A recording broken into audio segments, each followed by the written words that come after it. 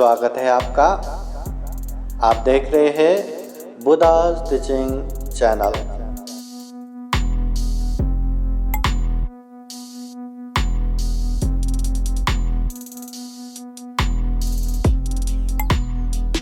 अक्को छिमं अवधिमं अजिनिमं अहासिमे ये च तां उपनयन्ति वैरं तेषां न सम्मति। हक्को छिमं अवधिमं अजिनिमं अहासिमे ये तां न उपनयन्ति वैरं तेषां न सम्मति।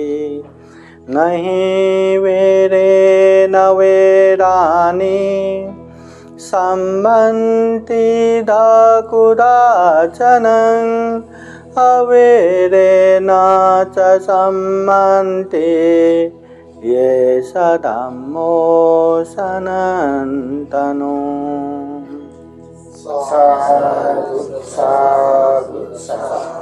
महाकारुणिक तथागत बुद्ध को त्रिवार वंदना। महाकारुणिक तथागत बुद्ध द्वारा देशित सुआख्यात धम्म को त्रिवार वंदना। महाकारुणिक तथागत बुद्ध के आर्य श्रावक संघ को त्रिवार वंदना। परम पूजनीय डॉक्टर बाबा साहब अम्बेडकर और आज के कार्यक्रम में उपस्थित पूजनीय भिक्षु संघ, श्रद्धा संपन्न, बुद्धि संपन्न उपासक उपासिकाएं। महाकारुणिक तथागत बुद्ध ने ये दुर्लभ मनुष्य जीवन को अच्छा बनाने के लिए, सफल सार्थक बनाने के लिए ढेर सारे उपदेश दिए।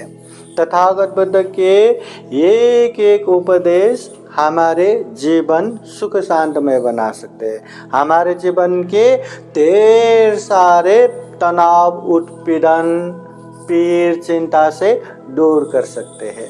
ढेर सारा सुख शांति ला सकते हैं।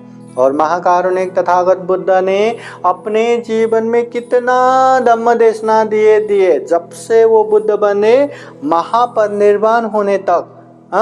तथागत बुद्ध गांव, नगर, जनपद, देश देशांतरचारिका करते हुए बहुजन हिताय बहुजन सुखाय के लिए ढेर सारा उपदेश दिए। तथागत बुद्ध के महापरिनिर्वाण बाद आज के समय में जो बुद्धवाणी संग्रहित जो त्रिपिटक ग्रंथ है उसमें भी 84,000 धम्म स्कंद है, 84,000 धम्म देशना है।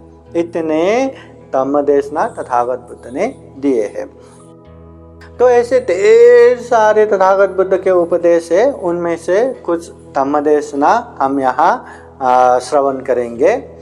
महाकारुणिक तथागत बुद्ध हमारे जीवन में आने वाले अनेक तरह के पीड़, चिंता, तनाव, उत्पीड़न, जो मुश्किलें हैं, जो तकलीफें हैं, वो न आए और अच्छे से सुख शांत पूर्वक रह सके करके उपदेश देते हैं। तथागत बुद्ध कहते हैं अक्को छिमं अवधिमं अजीनिमं आसिमे, उसने मुझे मारा, उसने मुझे गाली दिया, उसने मुझे हराया, उसने मुझे लूटा। इस तरह से बार बार जो मन में याद करके बैठता है, कभी भी उसने मुझे मारा, उसने कैसे मुझे मारा, उसने मुझे गाली दिया, ऐसे कैसे गाली दिया, उसने मुझे हराया, ऐसे कैसे हराया, उसने मुझे लूटा, ऐसे कैसे लूटा करके बार बार जो याद करके बैठेंगे वैरं तेषां न सम्मति, उसके मन में कभी भी वैर शांत नहीं होता, कभी भी गुस्सा शांत नहीं होता। हमेशा उसने मुझे ऐसा किया, मैं भी कहाँ छोड़ने वाला हूँ, उसने मुझे वैसा किया, मैं भी कहाँ छोड़ूंगा, आने दो मेरा समय, मैं भी ऐसा करूँगा वैसा करूँगा। कभी भी मन में शांति नहीं रहता, ये वैर बढ़ता ही रहता है, ये द्वेष बढ़ता ही रहता है। फिर तथागत बुद्ध कहते हैं अक्को छिमं अवधिमं अजीनिमं आहासिमे, उसने मुझे मारा, उसने मुझे गाली दिया, उसने मुझे हराया, उसने मुझे लूटा। जो बार बार याद करके नहीं बैठता, वे रंग तेसु उपसम्मति, ऐसे व्यक्ति के जो वही रहे शांत होता है। ऐसे व्यक्ति के मन जो है हमेशा शांति में रहता है। हमारे जीवन में भी ऐसा होता है ना, चाहे छोटे बच्चे हो चाहे बड़े हो, हर एक के जीवन में रहता है। उसने मुझे ऐसे गाली दिया था, उसने मुझे ऐसे मारा था, उसने मुझे ऐसे हराया था, उसने मुझे ऐसे लूटा था।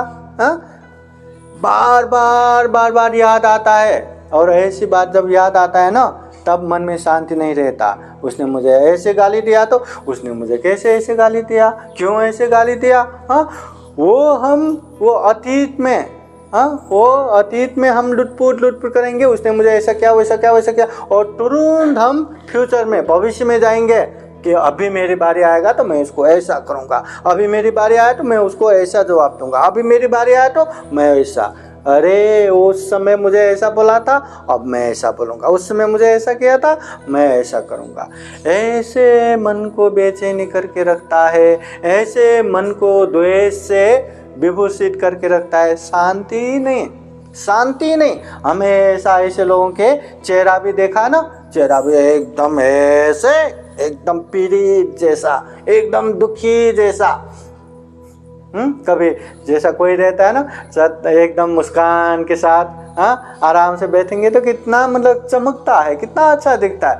ऐसा तो दिखेगा ही नहीं। जो द्वेष से पीड़ित है ना, जो बार बार ऐसे मन में रखते, उसके मन में कभी भी शांति नहीं रहता। इसलिए हमेशा याद रखना, जीवन में हमें सुख शांति चाहिए तो ऐसी बात को याद करके नहीं रखना। माहिती है ना, नहीं रखना। कितना हम सुनते हैं कि ऐसे द्वेष नहीं रखना, कितना हम सुनाते हैं ऐसे द्वेष नहीं रखना। विषय संभला कुते संपना, कहाँ ये खत्म होगा। जब भी हमारे जीवन में ऐसी कोई बातें होगा ना, हम ही सबसे ज्यादा उसको याद करके बेचैनी होके द्वेष उत्पन्न करके बैठते हैं। हमारे जीवन में भी हमको भी किसी ने ऐसे गाली दिया हो, ऐसे मारा हो, ऐसे लूटा हो, ऐसे जीता हो, वो हम भी भूल नहीं पाएंगे। हम भी उसको याद कर करके बैठते हैं। समझ में आया ना। हर एक के जीवन में ऐसी बातें होता है, क्योंकि हम पत्थर तो है नहीं, हम चल फिरने वाले इंसान है, बोलने वाले इंसान है, सोचने वाले इंसान है। तो हमसे भी गलती हो जाता है, सामने वालों के से भी गलती होता है।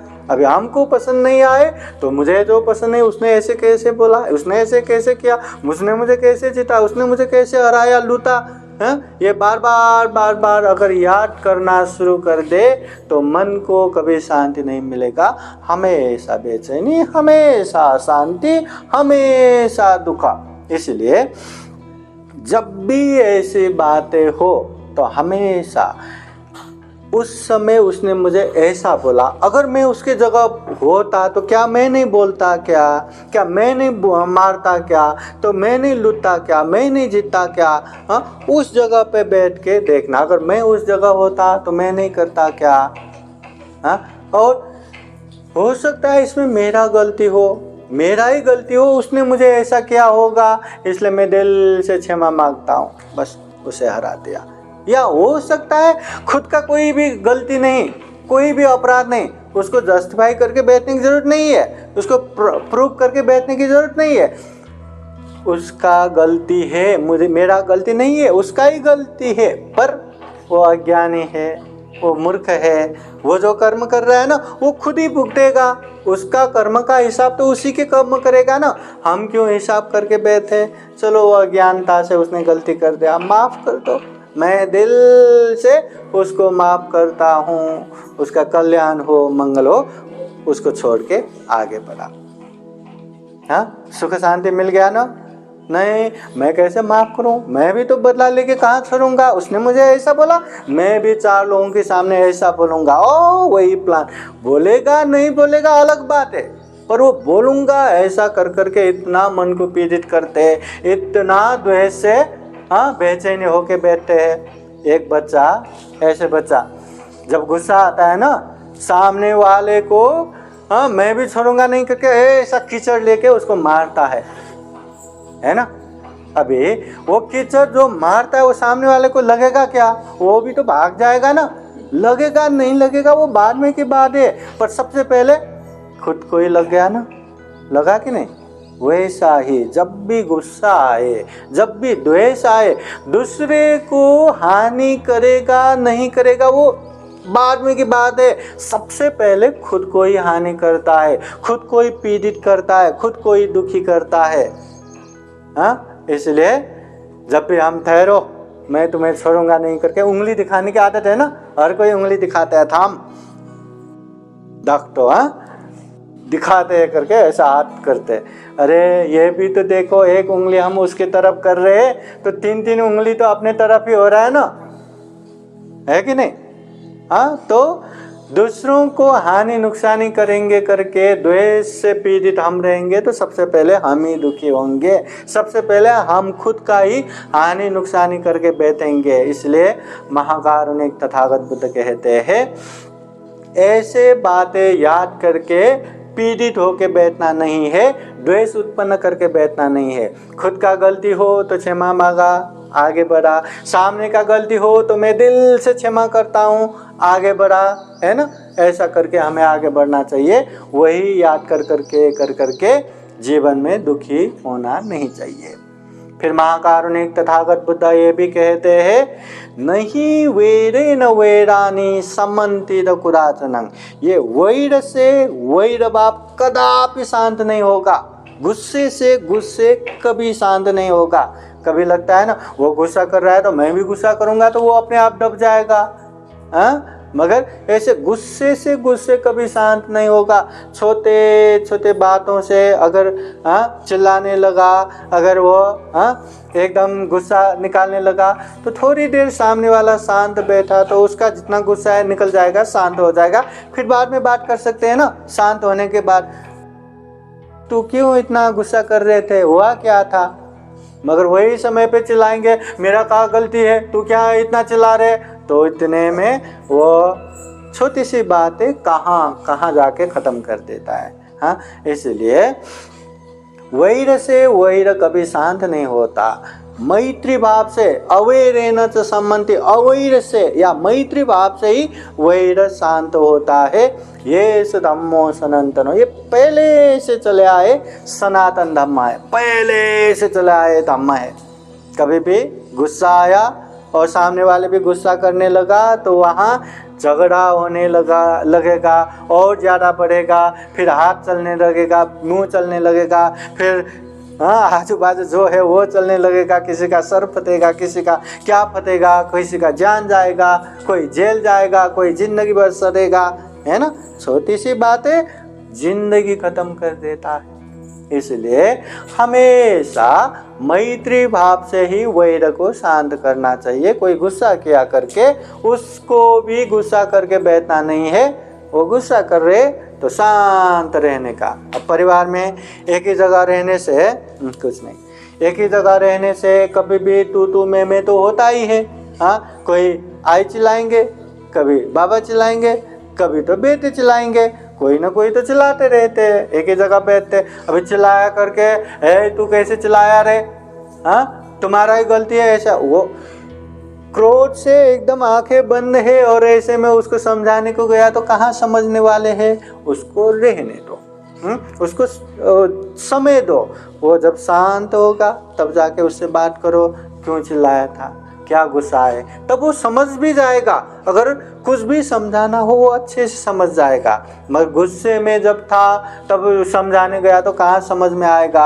हाँ, जो जलते हुए आग में घी डालने जैसा और गुस्सा बढ़ेगा। इसलिए वैर से वैर कभी शांत नहीं होता।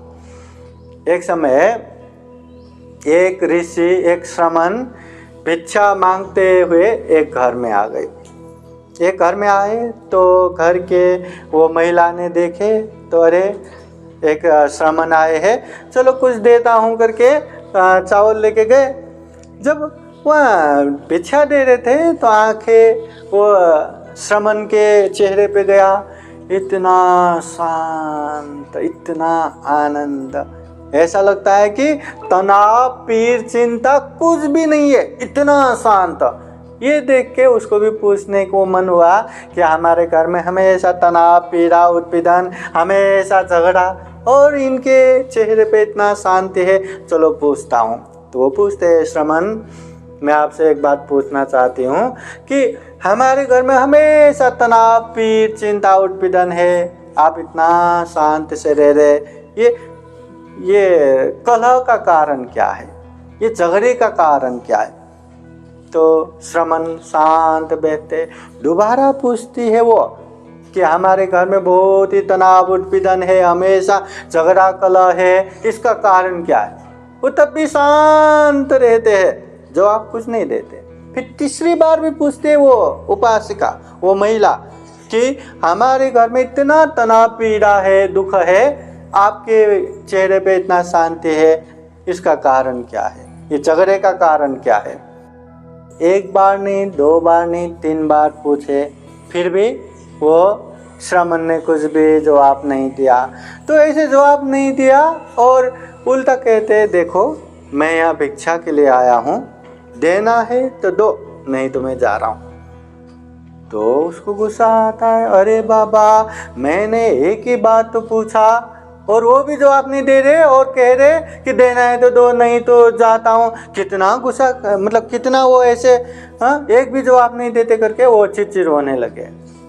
फिर वो श्रमण कहते हैं कि तुम ये कलह, गुस्से के कारण क्या है पूछ रहे थे ना, उसका कारण यही है। क्या है? छोटी छोटी बातों पे जो एकदम गुस्सा आना, एकदम चिड़चिड़ा होना, एकदम वो द्वेष उत्पन्न होना, यही घर के कलह, अशांति के कारण है, छोटे छोटे बातों पे भी। इसलिए महाकारुणिक तथागत बुद्ध ने ये झगड़ा, कलह से हमेशा दूर होना चाहिए करके उपदेश देते हैं। और जितना भी उपदेश सुने, जितना भी उपदेश दे, फिर भी झगड़ा, कलह तो होता ही है ना, उससे मुक्त तो होता नहीं। फिर भी कभी भी ऐसा हो तो हमेशा ये बुद्धवाणी याद रखना है। विशेषतः झगड़ा, कलह उत्पन्न के 10 कारण तथागत बुद्ध ने बताया है। कितने कारण? 10 कारण।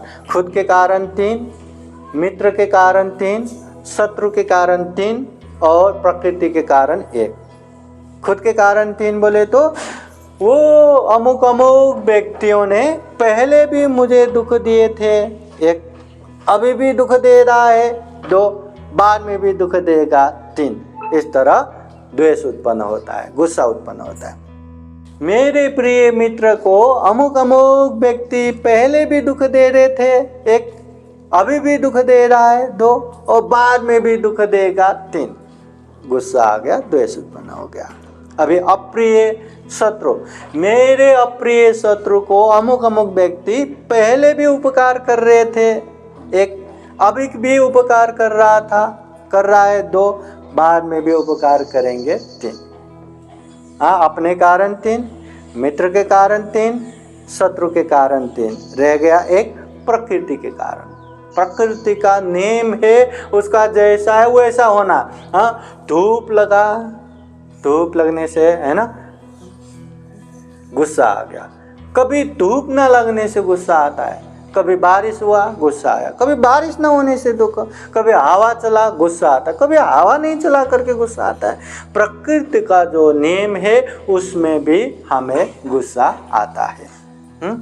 तो इस तरह 10 प्रकार से हमें द्वेष उत्पन्न होता है। ये द्वेष उत्पन्न के कारण को जान के उसको शांत करना चाहिए। अगर उसको समय पर ही शांत नहीं किया तो वो बहुत आगे तक बढ़ जाता है। तथागत बुद्ध ने श्रावस्ती नगर के जैतवन बुद्ध विहार में रहते समय काली यक्षिणी के कारण ये उपदेश देते हैं कि कैसे द्वेष का सिलसिला बढ़ता है। तो मैं संक्षिप्त में बताता हूँ, ध्यान से सुनिए। पहले एक परिवार था, परिवार में माता, पिता और बेटे आराम से जी रहे थे। अचानक से पिताजी गुजर गए। अभी गुजरने के बाद सारा काम उसके बेटे करने लगे, माँ को भी सेवा करने लगे, बाहर का भी काम करने लगे। तो माँ के मन में बहुत ही दया प्रेम भाव आते हैं। तो वो सोचते हैं कि अगर मेरे बेटे की शादी हो गया तो घर का काम बहू करेगी और ये बाहर का काम करेगा, तो अच्छा होगा कि इसकी शादी करा दो। तो बार बार बोलती है, फिर भी नहीं मानते। नहीं नहीं नहीं, मुझे शादी नहीं करना, मैं जो होगा काम करके सेवा करके बैठूंगा। मगर माँ का दिल मानते ही नहीं, उसको शादी करवा के दिया। शादी करके दिया, कुछ समय बीता पर बच्चा ही नहीं हो रहा है। अब बच्चा नहीं हो रहा है तो फिर से उसको नहीं, तुम्हें तो शादी करना ही है, करना ही है, करना ही है करके उसको बोलने लगे दूसरा शादी करना। मैं नहीं करूँगा, कितना बोला, ये बात अभी उसके बहू ने सुने। तो बहू को क्या लगा, बेटे हैं, कब तक माँ की बात टालते रहेंगे, चलो अगर शादी करवाना ही है तो मैं ही एक कोई कुल घर में जाके एक स्त्री लाती हूँ, मतलब अपने सौतन खुद ही लाती हूँ, कम से कम मेरी बात मानेगी। तो जाके खुद ही एक सौतन लाए, मतलब दूसरा अपने पति के लिए एक बीबी लाई। और समय बीता गया और उसने वो कहने लगे कि कभी भी कुछ भी हो तो मुझे बोलो, अगर पेट से भी हो गया तो मुझे बोलो। समय बीता गया, गर्भवती हो गई। अभी उसने लाई थी विश्वास, तो दीदी मैं तो गर्भवती हो गई। हाँ बहुत अच्छा। अभी उसके मन में अभी पाप आने लगा, अरे अभी ये गर्भवती हो गई, इसका बच्चा हो गया तो घर का पूरा इसी के हाथ में जाएगा, इसी को सम्मान करेगा, मेरी हालत घर में नौकरानी जैसा हो जाएगा, दासी जैसा हो जाएगा, अभी ये मैं बच्चा होने नहीं दूंगा। देखो अभी कहाँ से कहाँ सोच के खाने में वो बच्चा गिरने की दवा रख के खिला दिया। अभी वो खाने से बच्चा गिर गया, एक बार दो बार ऐसा ही हो गया। तीसरी बार तो अभी बाहर पानी लेने जाते समय बाहर के लोग बात करते हैं ना, अरे ये तुम्हारे ही सौतन की काम होगा, इस बार तुम कुछ भी मत बोलो। हाँ ठीक है, बोले ही नहीं, मैं पेट से हूँ करके।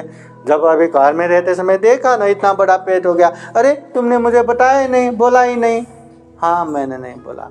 तो उसको डर लगने लगा कि अभी तो मुझे इसने भी विश्वास नहीं किया, तो इसका बच्चा होने के बाद तो मेरी हालत तो क्या होगा, अभी क्या करूं। फिर भी मुश्किल से खाने में दवा रख के खिलाई दिया। अभी गर्भ परिपक्व हो चुका था, इस समय वो गर्भपात नहीं हो पाया, एकदम क्रॉस बैठ गया, तो उससे वो बच्चे भी मर गया, माँ भी मरने के कगार पे आया। तो वो मरते मरते, अरे तुमने मुझे खुद ही लाई इस घर में और मेरे दो बच्चे को मारा, तीसरी बच्चे को भी मेरे साथ ही मार रहे, मैं भी मरने के बाद तुमको और तुम्हारे बच्चे को मार पाऊँ। ऐसा गुस्से द्वेष रख के वो मर गया। अभी मरने के बाद वो वही घर में एक बिल्ली होके जन्म होती है। देखो अभी द्वेष का सिलसिला वहाँ से शुरू हो गया। जब पता चला कि इसी ने ये बच्चे भी गिरा दिया, इसको भी मार दिया, पता चला उसके पति ने उसको इतना गुस्से से मारा, वही मार से वो भी मर गई। मरने के बाद वही घर में एक मुर्गी होके जन्म हो गए। जब भी मुर्गी बच्चा देता वो बिल्ली आके खा जाता, दूसरी बार भी खा लिया, तीसरी बार तो वही मुर्गी को खाने लगे। तो मुर्गी भी, तुमने मेरे बच्चे के साथ मुझे भी मार लिया, मैं भी मरने के बाद तुम्हें मार पाऊँ, मैं भी तुम्हें मार पाऊँ। वो वहाँ से मरने के बाद जंगल में एक चितुआ होके जन्म हो गई। अब ये भी बिल्ली भी मरने के बाद वही जंगल में हरिण होके जन्म हो गई। जब भी वो बड़ी होके बच्चा जन्म देती, वो चितुआ आके खा लेता, दूसरी बार भी खा लिया, तीसरी बार भी उसको ही खाने लगे। तो उसने, अरे मेरे बच्चे के साथ तुमने मुझे मारा, मैं भी मरने के बाद तुम्हें भी ऐसे मार पाऊँ, ऐसे तुम्हारे बच्चे को खा पाऊँ। वहाँ मर गए। वो मरने के बाद एक राक्षसनी होके जन्म हो गया, काली यक्षिणी होके जन्म लिया। और ये चितुआ भी मरने के बाद श्रावस्ती नगर में एक कुल परिवार में इंसान होके जन्म हो गया। लड़की जब बड़ी हो गई, एक गांव में शादी करवा दिया। कुछ समय बाद उसका बच्चा हो गया। वो यक्षिणी आती, उसके प्रिय मित्र का रूप लेके, कहाँ है मेरे मित्र, अच्छा देखो तुम्हारे बच्चे कैसा है, ऐसा लेके खा जाता। है ना, अपने आंखों के सामने खा लेता, उसका तो क्या हालत हुआ रहेगा। दूसरी बार भी बच्चा हुआ वैसा ही, फिर तीसरी बार में उसके पति को ऐसे ऐसे एक यक्षिणी आती, ऐसे खा जाती, मुझे डर लगता है, अभी यहाँ बच्चा नहीं जन्म देना, मुझे मायके जाना है। तो ठीक है, चलो मायके चले गए श्रावस्ती नगर में, वहाँ बच्चा भी हो गया, बच्चा थोड़ा बड़ा हो गया। हाँ, तो अभी चलो कुछ नहीं, अभी हम गांव जाएंगे करके वो लोग वापस आए। अभी श्रावस्ती नगर से वापस आते समय जैतवन बुद्ध विहार, वहाँ एक तालाब है, तालाब में पहले वो उसकी बीवी नहाती, फिर वो नहाने के बाद बच्चा लेके उसके पति नहा रहे थे, और उसी समय में वो यक्षिणी उसके गांव में गए, उसको पूछा, नहीं देखा, फिर वो मायके चले गए। मायके कहाँ? श्रावस्ती, कहीं भी जाए मैं छोड़ूंगा नहीं करके श्रावस्ती की तरफ वो भागे भागे आए। उसी समय जब उसके पति तालाब में नहा रहे थे, वो तालाब के बाहर बच्चे को लेके बैठ रही थी, तभी वहाँ से यक्षिणी दौड़ा दौड़ा आई। तो ये देख के वो चिल्लाने लगे कि वो यक्षिणी फिर से आई, अब क्या होगा, जल्दी से आ जाओ। हाँ, पर वो आने से पहले रुक भी नहीं पाया, वो दौड़ा आ रहे थे ना, तो वो बच्चे को पकड़ के भागा वही बिहार के अंदर गए। बिहार के अंदर जाके भगवान बुद्ध के पास पहुँचे, बच्चे को रख के जैसे भी हो मेरे बच्चे को बचाओ। और उधर यक्षिणी ने देखा, बिहार के तरफ गए, वो भी बिहार जाने लगे, बिहार अंदर ही नहीं जा पाए भगवान बुद्ध के प्रताप से। फिर तथागत बुद्ध ने आनंद भिक्षु को कह के वो यक्षिणी को भी बुला के लाओ करके बुला के लाती है। हाँ, वो उपासका नहीं, वो बच्चे को ही खाने के लिए आए हैं, क्यों आप बुला रहे, कुछ नहीं होगा, बुलाओ। भगवान बुद्ध दोनों को साथ में रख के फिर उपदेश देते हैं कि वैर से वैर कभी शांत नहीं होता, मैत्री भाव से ही वैर शांत होता। अगर तुम लोगों ने मुझ जैसे बुद्ध को ना मिला होता तो ये कहानी कितने समय तक चलता ही रहता। हाँ, वो उसके बच्चे को खा लेता, वो उसके बच्चे को खा लेता, ये द्वेष का सिलसिला चलता रहता। इसलिए समझो, जब तक मैत्री नहीं रखेंगे ये द्वेष का सिलसिला खत्म नहीं होगा करके बुद्ध के उपदेश सुन के उन लोगों ने बोध किया। बाद में यक्षिणी ने भी वो हिंसा छोड़ा, वो महिला ने भी वो यक्षिणी को जो भी चाहिए वो सेवा किया, उस तरह से हाँ मैत्री पूर्वक रहा, वो द्वेष का सिलसिला वही खत्म किया। इसलिए महाकारुणिक तथागत बुद्ध कहते हैं, जब तक हम ये द्वेष को बढ़ावा देते रहेंगे, द्वेष के पीछे जाएंगे, तो ऐसे सिलसिला चलता रहेगा, कभी खत्म नहीं होगा। हाँ, ये देवदत्त हमेशा भगवान बुद्ध को दुख देने के लिए, तकलीफ देने के लिए, मारने के लिए पीछे पड़ते थे। अभी एक समय में ये सिद्धार्थ बोधिसत्व के प्रति इतना द्वेष उत्पन्न हो गया कि वो जन्मों जन्म तक निरंतर चला, और देवदत्त के समय में भी ऐसा ही होता रहा। इसलिए द्वेष बहुत ही खतरनाक है। जब तक ये मन में द्वेष है तब तक क्लेश है, तब तक ये अकुशल है, तब तक पाप है। इसलिए जीवन में कभी भी द्वेष उत्पन्न हो गया तो हमेशा याद रखना कि द्वेष को बढ़ावा नहीं देना। अभी मुझे शील में प्रतिष्ठित होना है, अभी मुझे मैत्री भावना रखना है, अभी मुझे ये द्वेष को ख़त्म करना है। जब तक हम ये मैत्री भावना नहीं करेंगे, शील में प्रतिष्ठित नहीं होंगे, तब तक ये द्वेष खत्म नहीं कर सकते। इसलिए जीवन में हमेशा याद रखना, किसी ने कुछ भी बोला हो, किसी ने कुछ भी किया हो, किसी ने कुछ भी सोचा हो, इसको बार बार सोच के उसके प्रति द्वेष भावना नहीं रखना, उसके प्रति गुस्सा नहीं रखना। किसी ने कुछ भी किया हो, हाँ, अच्छे सोच के उसके प्रति कृतज्ञ होना है। हाँ, गलत सोच के उसके प्रति द्वेष भावना रख के, बदला लेने की भावना रख के बैठना नहीं है। उससे हमारा दुर्गति होगा, उससे हमारा अकुशल पाप ही होगा। इसलिए जीवन में हमेशा अच्छा सोचना है। एक तो लोगों ने क्या कर रहे क्या नहीं कर रहे ये ध्यान ही नहीं देना, मैं क्या कर रहा हूँ क्या नहीं कर रहा हूँ ये देखना है। तो इससे क्या होगा, अपने आप को अच्छे कर रहे गलत कर रहे वो देख पाएंगे, गलत कर रहे तो छोड़ पाएंगे, अच्छे कर रहे तो उसको बढ़ावा दे पाएंगे। मगर दूसरों की सोचते रहेंगे तो दूसरे ने अच्छा किया तो भी दाह ईर्ष्या उत्पन्न होगा, गलत कर रहे हैं तो भी उसी में वो क्लेश उत्पन्न करके हम भी पीछे पीछे जाएंगे, तो इससे हमारा कल्याण नहीं है। इसलिए अपने आप को देख के बैठना ही कल्याणकारक है। फिर भी दूसरों का देखना पड़े तो अच्छा देखो, उससे प्रेरणा लो और खुद को भी अच्छा बनाते जाओ। ये बहुत ही दुर्लभ जीवन है। इतना दुर्लभ जीवन को जितना हो सके उतना अच्छा काम करके इसको सफल बनाना है, सार्थक बनाना है। इसलिए वैर से वैर शांत नहीं होता, मैत्री भाव से ही शांत होता है। ये बुद्ध वाणी है, ये बुद्ध का उपदेश है। और जितना जल्दी हम बुद्ध का उपदेश समझेंगे उतना जल्दी हमारा कल्याण होगा, हमारे जीवन में सुख भी आएगा, शांति भी आएगा। तो ये बात हमेशा याद रखते हुए बुद्ध वाणी को ज़्यादा से ज़्यादा समझ के, अनुभव करके व्यवहार में भी पालन कर सके और ये दुर्लभ, ये अमूल्य, ये सर्वश्रेष्ठ जीवन को सफल बना सके, सार्थक बना सके।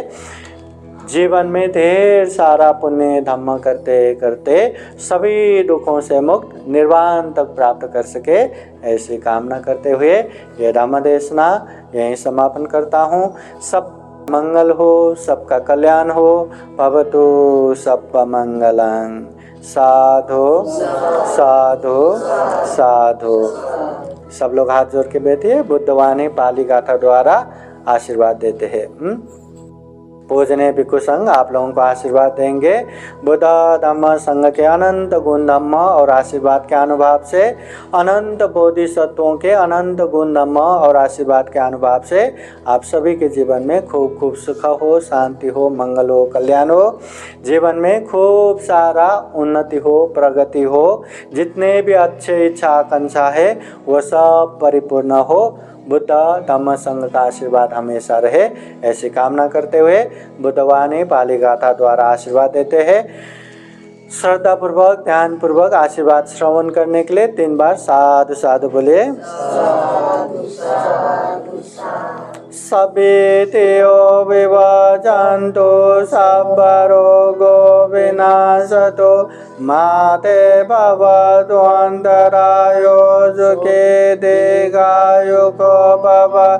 भवतु सर्वमङ्गलं रक्षन्तु सर्वदेवता सर्वभूतानुभावेन सदा सुते भवन्तु ते। भवतु सर्वमङ्गलं रक्षन्तु सर्वदेवता सर्वधर्मानुभावेन सदा सुते भवन्तु ते। भवतु सर्वमङ्गलं रक्षन्तु सर्वदेवता सर्वसङ्गानुभावेन सदा सुते भवन्तु ते। एचितां वाचितां द्वयांगे पमे समेजतो सभ्ये पुरेन्दु चेतसङ्कपचन्दु यथा आयु आरोग्य सम्पत्ति सर्ग सम्पत्ति में वच अतो निब्बान सम्पत्ति हिमिनाते समेजतो। साधु साधु साधु। बुद्धं नमामि, धम्मं नमामि, संघं नमामि। अहं वन्दामि सर्वदा, अहं वन्दामि सर्वदा, अहं वन्दामि सर्वदा। सुखी हो, मंगल हो, कल्याण हो। साधु साधु साधु। बुद्धं नमामि, बुद्ध को नमन करता हूँ। धम्मं नमामि, धम्म को नमन करता हूँ। संघं नमामि, संघ को नमन करता हूँ।